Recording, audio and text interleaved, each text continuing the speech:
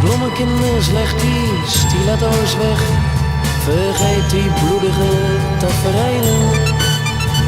Want geuren en kleuren zijn de nieuwe wereldmacht. Vechten gaat zo gauw vervelen. Mensen met bloemen in hun haar. Wat vreemd zegt de misselijkmakende middenstand. Mensen die van iedereen willen houden. Men vraagt zich af, wat is er aan de hand? Denken ze dan niet aan geld? Je moet toch werken voor je brood. Zonder voedsel ga je toch immers kapot. Wat triest dat men niet weet waarom het eigenlijk draait. Is de mens van binnen dan al zo rot? Bloemekinders, leg die stiletto's weg. Vergeet die bloedige tafereelen. Want geuren en kleuren zijn de nieuwe wereldmacht.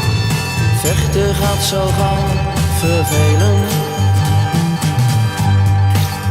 Of is de mens onwetend, onnozel, verblind door zijn materialistisch bestaan? Door het aapnootmies van de struggle for life die hem belet geestelijk verder te gaan. Het is nuttig, geloof me nou, voor één keer te overdenken waarvoor je leeft. Want het is heel wat meer dan het slijk der aarde waarvoor men zwoegt tot men geen asem meer heeft. Bloemekinders, leg die stiletto's weg. Vergeet die bloedige tafereelen. Want geuren en kleuren zijn de nieuwe wereldmacht.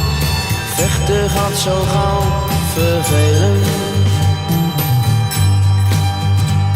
Schelden op het nieuwe bewijst dat je bang bent. Zet die vooroordelen opzij.